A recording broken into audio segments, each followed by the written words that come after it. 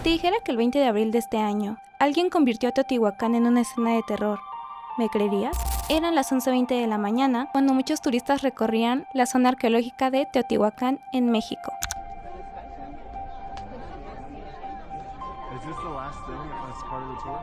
No, we will. No, I mean here at the pyramids.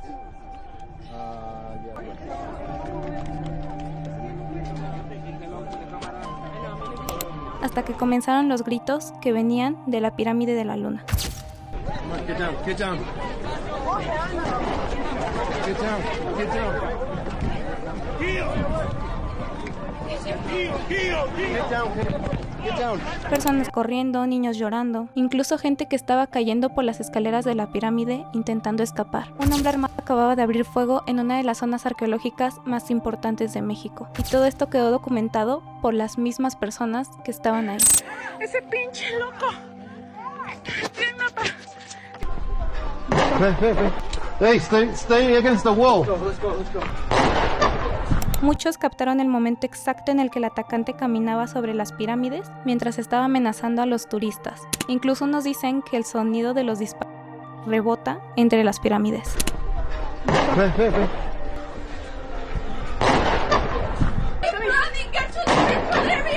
El resultado de este acto fue devastador. Una turista canadiense falleció en el atentado y 13 personas salieron heridas y algunas por impacto de bala y otras se lastimaron simplemente intentando salvar su vida. Minutos después llegaron los elementos de seguridad y la Guardia Nacional, pero cuando intentaron acercarse, el atacante abrió fuego contra ellos. Las autoridades lograron herir al atacante en una pierna y minutos después se quitó la vida con un disparo en la cabeza. Había muchísima gente escondida, muchos turistas sin saber qué estaba pasando, pero el verdadero horror comenzó después. Cuando se hizo la revisión de las pertenencias de este hombre, encontraron munición, cuchillos, cartuchos útiles, una mochila táctica y algo muy extraño: libros, fotografías, manuscritos y material relacionado con la masacre de Columbine. Sí, el tiroteo que ocurrió el 20 de abril de 1999 en Estados Unidos, exactamente 27 años antes de lo acontecido en Teotihuacán. Entre las notas que encontraron en la mochila de este sujeto, encontraron frases donde él aseguraba recibir inspiración más allá de esta tierra. Y en ese momento la investigación dejó de tratarse de solo el ataque, porque sin saberlo, las autoridades descubrirían algo mucho más profundo y oscuro. Esto había sido planeado durante meses y hasta la fecha no se sabe si tal vez fue planeado durante años. El atacante no eligió la fecha por casualidad: 20 de abril, el mismo día que sucedió la masacre de Columbine, y también el cumpleaños de ya saben quién. Cuando ven las pertenencias de este hombre, la investigación se fue por un lado más profundo, porque Julio César Jasso Ramírez no solo conocía la masacre de Columbine. En sus cosas se encontraron fotos, manuscritos, referencias directas e incluso cosas relacionadas con Eric Harris y Dylan Klebold, los autores del tiroteo de 1999. Pero una de las cosas más raras apareció en internet. Después del tiroteo, muchos usuarios comenzaron a indagar más sobre la vida de este sujeto. Comenzaron a buscar sus antiguos perfiles y mientras más publicaciones se encontraban, más raro se volvía todo. Este hombre tenía fotos haciendo el saludo, mensajes extremistas, referencias faciales. Compartía contenido relacionado al suprematismo y muy violento, pero eso no fue lo peor. También salió a la luz que él creaba fotos con inteligencia artificial donde él aparecía junto a los atacantes de Columbine. Las autoridades comenzaron a utilizar el término copycat, que en este caso se relaciona a personas que desarrollan una obsesión con otras personas y en este caso con asesinos seriales. Es un nivel de obsesión tan grande que intentan replicar sus ataques. Y aparentemente Julio César llevaba años consumiendo este tipo de contenido. Una cuenta que se dice que le pertenecía a esta persona dejó un comentario muy directo que decía: hoy México será atacado por Columbine. Acto 2. Yo seré el protagonista en Teotihuacán.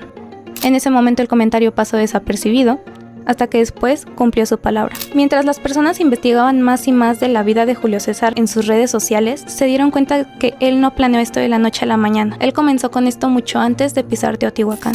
De las cosas más inquietantes de este caso es que Julio César no siempre fue así. Antes de los mensajes extremistas, antes de Columbine, antes de lo que hizo, existía una versión completamente diferente de él. En sus redes sociales presumía ser vegano, hablaba del medio ambiente, de ciencia y cultura pop. De hecho, él era, no era fan, admiraba a Lady Gaga, y esto llevaba a que compartiera publicaciones relacionadas a ella. Incluso encontraron cosas donde él decía que quería dedicarse a la ciencia. Hay personas que salieron a hablar después de lo que pasó y lo describían como una persona muy callada, muy reservada. Aquí nunca tuvimos problemas con él. Fue una persona muy seria, regularmente venía con cubrebocas, con guantes, y lo que sí llamaba la atención es que siempre cargaba una esvástica. Pero con el tiempo algo empezó a cambiar y aún no sabemos qué pasó en la vida de Julio César para que esto sucediera. Sus perfiles empezaron a llenarse de referencias al fascismo, al nazismo y a figuras como Hitler y Mussolini. Excompañeros de su escuela declararon que simpatizaba abiertamente con las ideologías extremistas. De hecho, uno de ellos dice que siempre solía llevar símbolos nazis y que defendía públicamente las ideologías de Hitler.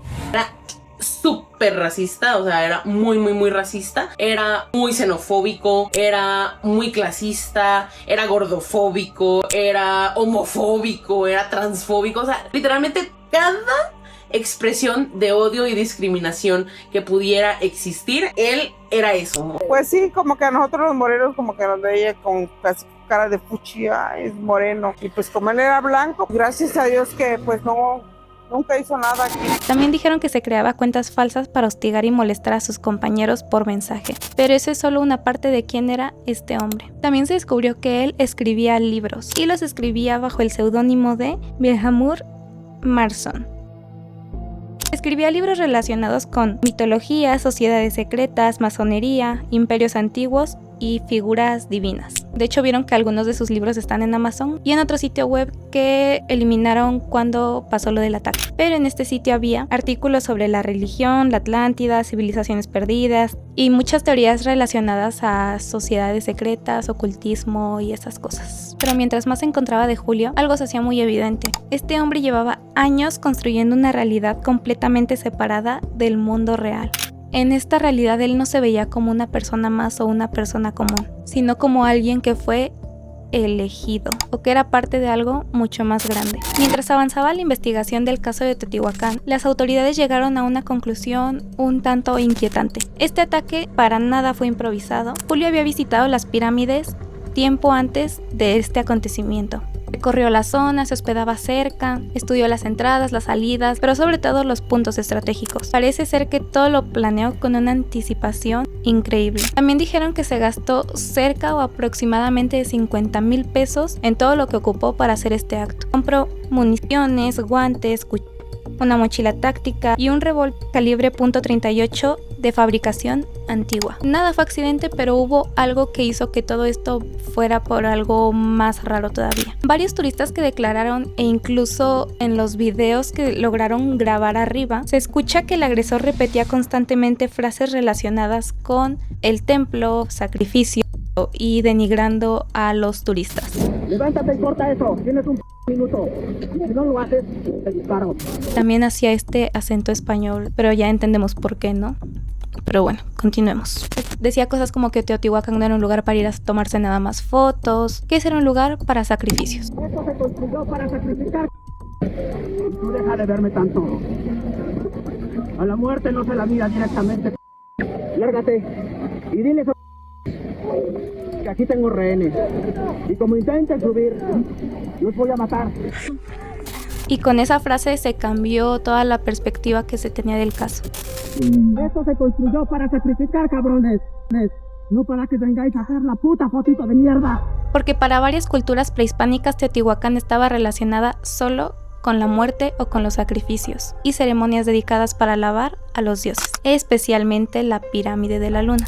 Y al parecer Julio César estaba obsesionado con el simbolismo de todo este lugar. En las notas que encontraron entre sus cosas había referencias a dioses y fuerzas que no eran de esta tierra. También había cosas relacionadas a superioridad, al destino y a figuras mitológicas. Esto que me pareció muy curioso fue que encontraron imágenes de Chris Hemsworth, sí, el actor que interpreta a Thor, el dios nórdico, el dios del trueno, y pues ya juntando todo, las autoridades dijeron que este hombre se creó su narrativa personal, como lo quieras ver, donde mezclaba masacres históricas, ideologías extremistas, mitología y símbolos religiosos. Y con todo esto se dieron cuenta que el ataque a Teotihuacán no era solo un acto violento, sino un acto que tenía mucho más detrás. ya que para él fue una clase de ritual. La carta que este asesino le dejó a su madre dejó a todos muy extrañados. La mamá de Julio César declaró que él le dejó una carta que decía que él iba a estar de viaje en Rusia.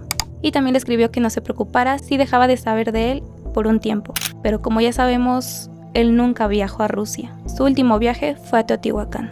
Una noche antes se hospedó en el Hotel Villa Mestli y al día siguiente subió armado a la pirámide de la Luna a ser el responsable de esta tragedia. Incluso después de ser herido por la Guardia Nacional, todavía mantuvo el control de la situación por varios minutos. Algunas declaraciones dicen que él parecía estar tranquilo o que simplemente ya sabía lo que iba a hacer. Pero tal vez lo más aterrador de este caso es que Julio César no pertenecía a ninguna organización criminal, no pertenecía a ningún grupo de algo parecido. Era simplemente una persona muy radical y completamente sola. Y ojo, esto no lo digo para justificarlo ni para tenerle un tipo de empatía o compasión, pero creo que sí es una muestra del impacto que puede tener el aprender a socializar. Y con todo esto me es imposible no pensar cuántas personas hay allá afuera como Julio César, cuántas personas están esperando el momento para pasar de la fantasía a cumplir su objetivo en la vida. Esto se construyó para sacrificar, cabrones, no para que vengáis a hacer la puta fotito de mierda. Después del ataque en Teotihuacán, obviamente en internet comenzaron las teorías, porque para muchos Julio César no eligió este lugar al azar o porque sí, y sabía perfectamente el significado que tiene este lugar, tanto en lo espiritual como en lo simbólico. Para resumirte un poquito esto y enlazarlo al tema, Teotihuacán era una ciudad donde muchas civilizaciones realizaban rituales, ceremonias y sacrificios dedicados a los dioses. Y obviamente esto hizo que varias personas comenzaran a hacerse preguntas, porque como podemos escuchar en los videos, y especialmente en una frase que varios turistas aseguraron haber escuchado durante el atentado, Esto se construyó para sacrificar, cabrones, no para que vengáis a hacer la puta fotito de mierda. Y vosotros, y mierda, que habéis venido desde la puta Europa, ¿no vais a regresar? ¿Os movéis?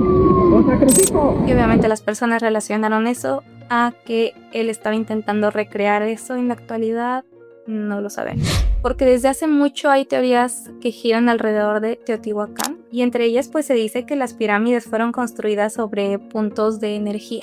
También se dice que debajo de todo esto hay túneles que tienen conexiones con rituales antiguos. Incluso hay quienes afirman que la pirámide de la Luna estaba conectada con entidades celestiales. Por eso se realizaban aquí todos estos sacrificios. Bueno, esto es lo que encontré que está relacionado a este tema, pero no sabemos por qué este sujeto eligió este lugar. Pero aquí viene lo más raro, porque ya después del atentado empezó a llover de una forma muy inusual, incluso había tormentas en lugares del país que no debía haber tormenta, ni siquiera lluvia, nada. Y obviamente en redes sociales las personas empezaron a relacionar ambos eventos. Mientras unos decían que el ataque fue una clase de sacrificio moderno, otros decían que simplemente este acto despertó algo en la energía de Teotihuacán. Obviamente no hay evidencia de que las lluvias estén conectadas al atentado, pero obviamente son teorías fuertes y que si le rebuscas un poquito también te quedas de porque recordemos que Julio César era una persona obsesionada con todo lo de simbología, entidades, superioridad, etc. Para terminar, este caso pasó de ser un atentado a ser algo que va mucho más allá y que nunca sabremos realmente qué estaba pasando por la cabeza de Julio César.